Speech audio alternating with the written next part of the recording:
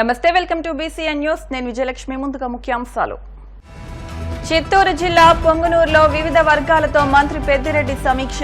YCP MLA, MP అభ్యర్థులను అత్యధిక మెజార్టీతో గెలిపించాలని విజ్ఞప్తి. ఎన్నికల్లో ప్రలోభాలను కట్టడి చేస్తామన్న రాష్ట్ర ఎన్నికల ప్రధాన అధికారి ముఖేష్ కుమార్ మీనా. పటిష్ట భద్రతను ఏర్పాటు చేస్తామంటూ స్పష్టం.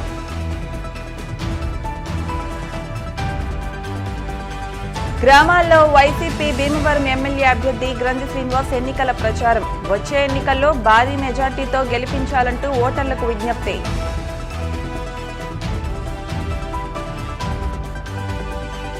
ప్రతి ఒక్కరూ ఓటు హక్కును సద్వినియోగించుకోవాలన్న పౌర హక్కుల సంఘం. అభ్యర్థులు నచ్చకపోతే నోటాకు ఓటు వేయాలంటూ పిలుపు. ఇచ్చిన హామీలను అమలు చేస్తున్న ఘనత సీఎం జగన్మోహన్ రెడ్డికే దక్కిందని వైసీపీ ఎమ్మెల్యే అభ్యర్థి పెద్దిరెడ్డి రామచంద్రారెడ్డి పేర్కొన్నారు. చిత్తూరు జిల్లా పుంగునూరు నియోజకవర్గంలో వివిధ వర్గాలతో ఆయన భేటీ అయ్యారు. ఎమ్మెల్యేగా తనను, రాజంపేట ఎంపీగా పెద్దిరెడ్డి మిథున్ రెడ్డిని గెలిపించాలని కోరారు. అనంతరం పార్టీలో చేరిన వారికి పెద్దిరెడ్డి రామచంద్రారెడ్డి కండువా కప్పి పార్టీలోకి ఆహ్వానించారు. అనంతరం ఆర్యవైశ్యుల సంఘ సమావేశంలో పాల్గొని మాట్లాడుతూ కరోనా సమయంలో సేవలందించడంలో ఎక్కడా వెనక్కి తగ్గలేదని అన్నారు. గతంలో పొంగునూరు ప్రాంతానికి కర్ణాటక పోలీసులు వచ్చి వ్యాపారులను బెదిరించేవారని, ఇప్పుడు ఆ పరిస్థితి లేదని అన్నారు. ఆంధ్ర ప్రజలను మోసం చేసిన కిరణ్ కుమార్ రెడ్డికి ప్రజలు ఓటు వేసే పరిస్థితి లేదన్నారు. కిరణ్ కుమార్ రెడ్డి ఆంధ్ర ప్రజలకు, వైఎస్ కుటుంబానికి, కాంగ్రెస్ పార్టీకి వెన్నుపోటు పొడిచారని ఎద్దేవా చేశారు. అలాగే లింగయాత్ సమావేశంలో పాల్గొని వైసీపీ విజయానికి సహకరించాలని కోరారు. అన్ని సామాజిక వర్గాలు అభివృద్ధి చెందాలంటే మళ్లీ జగన్మోహన్ రెడ్డే ముఖ్యమంత్రి కావాలని అన్నారు. అనేక అభివృద్ధి కార్యక్రమాలన్నీ కూడా చేశాం. ఇందాక యువకులు అడిగినట్లు పార్కు మాకు హ్యాండ్ ఓవర్ చేస్తే మేము మెయింటైన్ చేస్తామని చెప్తా ఉన్నారు. మనము హైదరాబాద్ తరహాలో ట్యాంక్ బండ్ మాదిరి మన పుంగమ్మ చెరువు దగ్గర నిర్మిస్తూ ఉన్నాం. దాదాపు పూర్తిగా వస్తూ ఉంది. మన పట్టణంలో అందరికీ కూడా ఉపయోగపడుతుంది. మీకంతా కూడా తెలుసు, గతంలో నేను ఇక్కడ రాకముందు రోజు కూడా వ్యాపారస్తులంతా కూడా కర్ణాటక పోలీసులు వచ్చి వేధించేవాళ్ళు. నేను వచ్చిన తర్వాత వాళ్ళకందరికీ కూడా అక్కడ డీజీపీతో మాట్లాడి, మీ పోలీసులు అక్రమంగా వస్తూ ఉన్నారు, ఊరికైనా దొంగ బంగారు ఉంది, ఇదే అదే అని మరి కేసులు పెడతా ఉన్నారు, మీరు అవన్నీ కూడా రిపీట్ అయితే మాత్రం చాలా సీరియస్గా స్పందిస్తానని చెప్తే ఆయన కూడా సీరియస్గా చెప్పి ఎవరు కూడా రాకుండా చేసిన విషయం కూడా మీ అందరికీ తెలుసు. దయచేసి తప్పు చేయొద్దండి. మనం వేసే ఓట్ల వల్ల అక్కడ పార్లమెంట్ సభ్యుడు గెలిచే పరిస్థితి లేదు.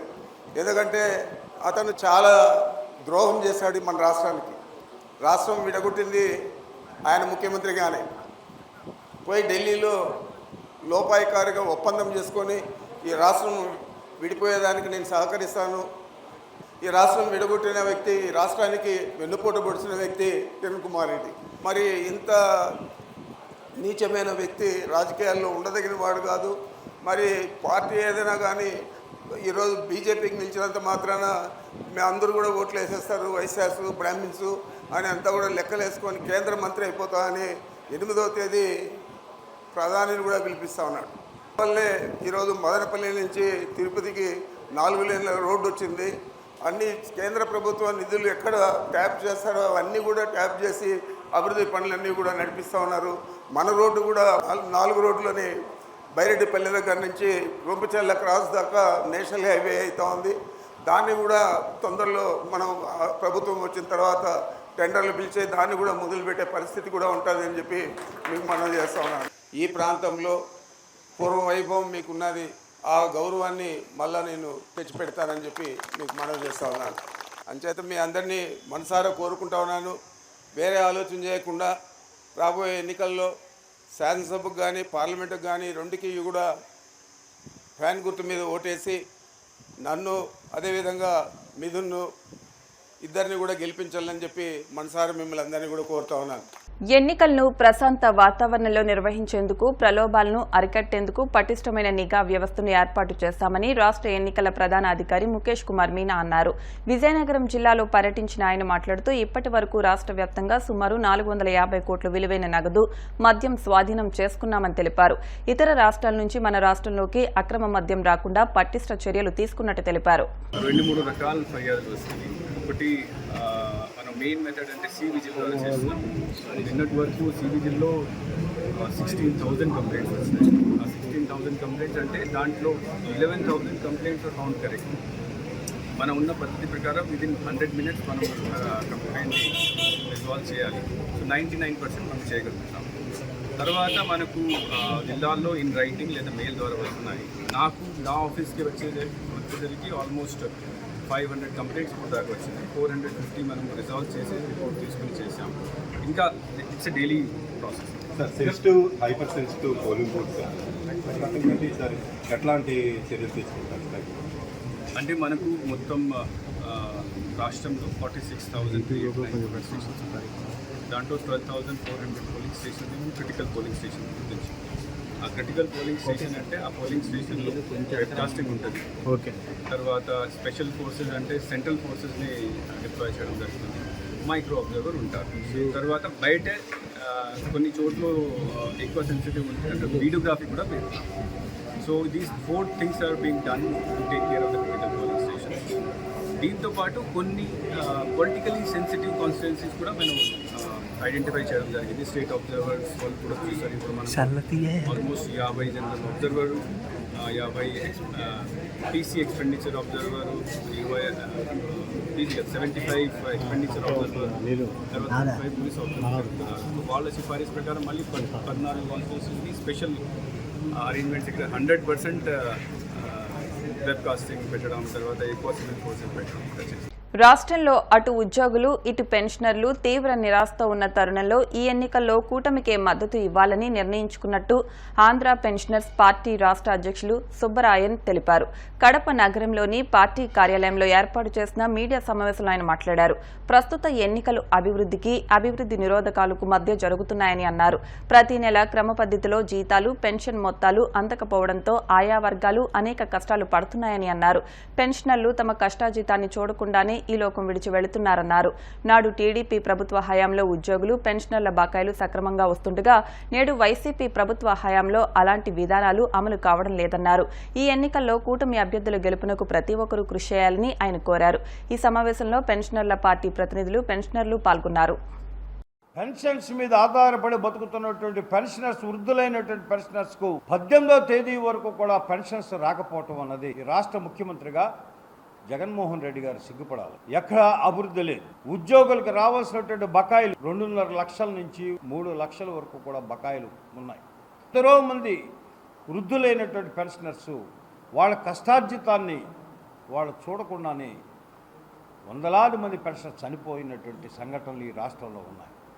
ఈ ఖచ్చితంగా ప్రభుత్వం యొక్క హత్యలేనని ఆంధ్ర పెన్షనర్స్ పార్టీ పక్షాన్ని నేను చంద్రబాబు నాయుడు గారు రాష్ట్రం విడిపోయిన తర్వాత కూడా 43% ఫిట్మెంట్ మాకిచ్చి ఉద్యోగుల్ని, పెన్షనర్స్ని, ఉపాధ్యాయుల్ని అందరినీ కూడా సంతోషపెట్టాడు. 10 నెలల బకాయిలు కూడా ఆయన చెల్లించడం జరిగింది.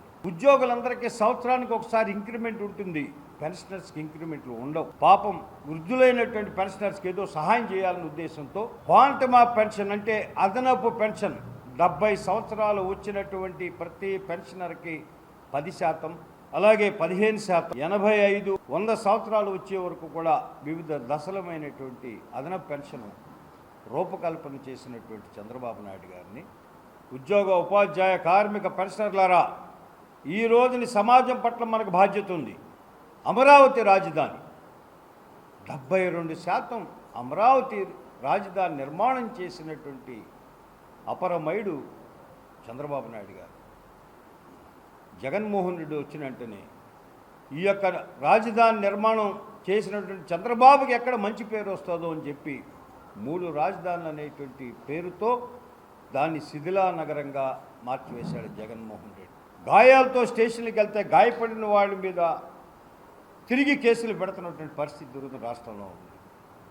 కాబట్టి నేను కడప ప్రజలకు మనవి చేస్తున్నా, ఈ రోజున రాష్ట్రం అంతా కడప జిల్లా వైపు చూస్తున్నారు. కడప ప్రజలారా, సరైన నిర్ణయం తీసుకోండి. తెలుగుదేశం కూటమి అభ్యర్థుల్ని దయచేసి పార్లమెంటు మరి శాసనసభ సభ్యుల్ని చంద్రబాబు నాయుడు గారు మద్దతుతో నిలబడినటువంటి ప్రతి ఒక్క అభ్యర్థిని గెలిపించవలసిందిగా కడప ప్రజానీకానికి మనవి చేస్తున్నాను.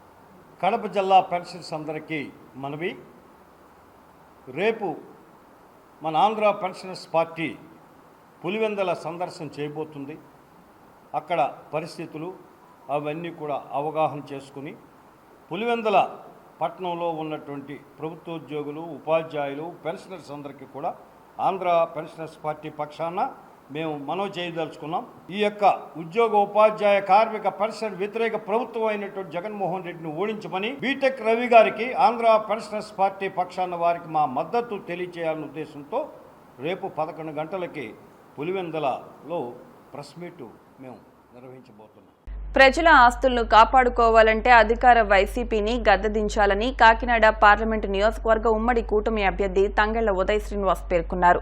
కాకినాడ సినిమా రోడ్లో ఉన్న సూర్య కళామందిర్లో టీడీపీ నాయకుడు బొబ్బిలి గోవిందుడు ఆధ్వర్యంలో వెలమ ఆత్మీయ సమావేశం నిర్వహించారు. ఈ కార్యక్రమానికి కూటమి పార్టీల నుంచి పెద్దాపురం నియోజకవర్గ కూటమి అభ్యర్థి నిమ్మకాయల చినరాజప్ప, కాకినాడ సిటీ కూటమి అభ్యర్థి వనమాడి కొండబాబు, కాకినాడ రూరల్ కూటమి అభ్యర్థి పంతం నానాజీ తనయుడు సందీప్, కాకినాడ రూరల్ నియోజకవర్గ కోఆర్డినేటర్ పిల్లి సత్యనారాయణమూర్తి, ఎమ్మెల్యే పిల్లి అనంతలక్ష్మి, జనసేన పార్టీ జిల్లా అధ్యక్షులు తుమ్మల రామస్వామి తదితరులు హాజరయ్యారు.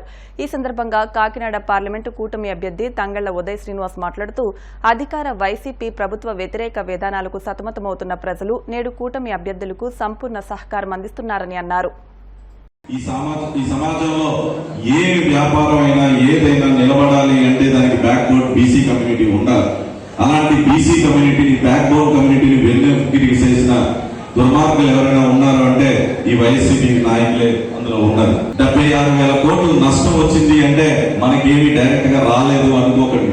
ఇలాంటి ఎన్నో 76,000 కోట్లు ప్రతి ఏటా బీసీలకి ఎదుగుదల కోసం, వాళ్ళ వృత్తుల ఎదుగుదల కోసం ఇస్తూ ఉంటే అది ఒక మంచి ఉన్నతమైన స్థానానికి ఎదుగుతుంది.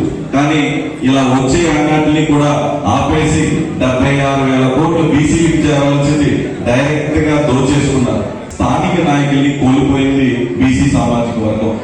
అంటే 16,800 మంది స్థానిక నాయకుల్ని కోల్పోవడం అంటే వాళ్ళు మీ కూడా ఉంటే మీకు ఎంత ఉపయోగపడుతురు, బీసీ సామాజిక వర్గం ఎదుగుదలకి ఎంత కృషి చేద్దరు, అది కృషి చేసేటోళ్ళు కూడా లేకుండా రిజర్వేషన్ తగ్గించి 16,800 మందిని స్థానిక నాయకత్వాన్ని కోల్పోయేలా చేసింది ఈ జగన్మోహన్ రెడ్డి ప్రభుత్వం. ఓన్లీ బీసీల పైన సుమారు 10,000 కేసులు పెట్టి చిత్రహింసలు పెట్టిన రాక్షస ప్రభుత్వం ఈ వైసీపీ జగన్మోహన్ రెడ్డి ప్రభుత్వం.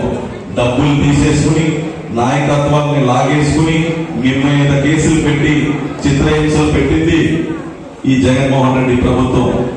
జయహో బీసీ అన్న బీసీలకి ఏం న్యాయం చేయగలదు. దీనికన్నా ఒక మంచి పదం బీసీని ఆకట్టుకునేలాగా టైటిల్ మనస్ఫూర్తిగా పెట్టమనండి. జయహో బీసీ కన్నా ఇలా పెట్టిన టైటిల్ బాగుంది అని. అసలు ఆ టైటిల్ పెడతానికి కూడా వాళ్ళకి అర్హత లేదు, అది పెట్టలేరు. ఎందుకంటే మనసులో బీసీలకి అతనికి స్థానమే లేదు. ఆ బీసీలకి ఎంతో మందికి సొంత డబ్బులు కూడా ఖర్చు పెట్టి ఆయన నిధులతోనే వాళ్ళని ఆదుకునే వ్యక్తి, కేవలం సమాజం బాగుండాలనుకునే వ్యక్తి, నిజాయితీగా నాయకుడు, సేవకుడు మన అధినేత పవన్ కళ్యాణ్ గారు. అలాగే కేంద్ర సహకారం కోసం మోడీ గారిని చేర్చుకున్నాం ఈ కూటమిలో, దాన్ని చేర్చింది పవన్ కళ్యాణ్ గారు. ఈ ముగ్గురు ఏకమయ్యారు. పెంచేసిన 8 సార్లు పెంచేసిన ఎలక్ట్రిసిటీ బిల్లు మీ దగ్గర నుంచి వసూలు చేస్తున్నారు. చెత్త పన్ను మీ దగ్గర నుంచి వసూలు చేస్తున్నారు. ఇంటి పన్నుని పెంచేసి మీ దగ్గర నుంచి పన్ను వసూలు చేస్తున్నారు. ఆర్టీసీ ఛార్జీలు పెంచేసి మీ దగ్గర నుంచి వసూలు చేస్తున్నారు. వేయవలసిన రోడ్స్ వేయలేకపోతున్నారు. 10 లక్షల కోట్లు ఏమైనాయి అని ఒక్కసారి ఆలోచించండి. ఆయనంతటా ఆయన నోటుతోనే చెప్పిన నంబర్ 2.5 లక్షల కోట్లు నేను సంక్షేమం కోసం ఖర్చు పెట్టానంటే చేసిన అప్పు 12.5 లక్షల కోట్లు. అంటే మిగతా 10 లక్షల కోట్లు ఏమైంది? ఈ అప్పులకు వడ్డీ కట్టడం కోసం దేశంలోనే ఎక్కువ ధర పెట్టి పెట్రోల్ అండ్ డీజిల్ కొనేది మన ఆంధ్రప్రదేశ్. మనకి ఎందుకు ఈ దౌర్భాగ్యం? పెట్రోల్ అండ్ డీజిల్ ధరలు తగ్గించేస్తాను, ఎలక్ట్రిసిటీ ధరలు తగ్గించేస్తాను, ఆర్టీసీ బస్ ఛార్జీలు తగ్గించేస్తాను అని చెప్పి మనల్ని మోసం చేసి ఒక్క ఛాన్స్ అని పైకి వచ్చి మన వెన్నెముకు విరిచేసిన ప్రభుత్వం ఏదైనా ఉంది అంటే ఈ వైసీపీ జగన్మోహన్ రెడ్డి ప్రభుత్వం. ఎవరైనా తెలుగుదేశం పార్టీ మద్దతు ఇస్తారనే కాదు వాళ్ళు భయపెట్టడం, ఎవరైనా తెలుగుదేశం పార్టీకి పనిచేస్తున్నారని కాదు వాళ్ళ వ్యాపారాలుగా దెబ్బతీయడం, పప్పులు కొట్టడం, ఇలాంటి ఎన్నో తీసుకుంటూ వచ్చారు. ఎవరు తెలుగుదేశం పార్టీ పనిచేస్తే వాళ్ళు బెదిరించడం, వాళ్ళు ఏదో ఇబ్బంది పెట్టడం, ఇవన్నీ చేసుకుని వచ్చారు. ఇంక యాక్షన్ 13వ తారీఖుని వెలమ సోదరులు ధైర్యంగా సమావేశం పెట్టి తెలుగుదేశం పార్టీ నాయకులు కార్యక్రమం మద్దతు ఇస్తున్నారే నిజమైన నాయకులు ఈ సందర్భంగా తెలియజేస్తుంది. అందరికీ కూడా దేశానికి స్వాతంత్రం వచ్చిన బలహీన వర్గానికి నిజమైన స్వాతంత్రం వచ్చింది 1982లో ఎన్టీ రామారావు తెలుగుదేశం పార్టీ పెట్టిన తర్వాతే స్వాతంత్రం వచ్చిందని తెలియజేస్తున్నాను. ఇప్పుడు కాసేపు ప్రకటనలు.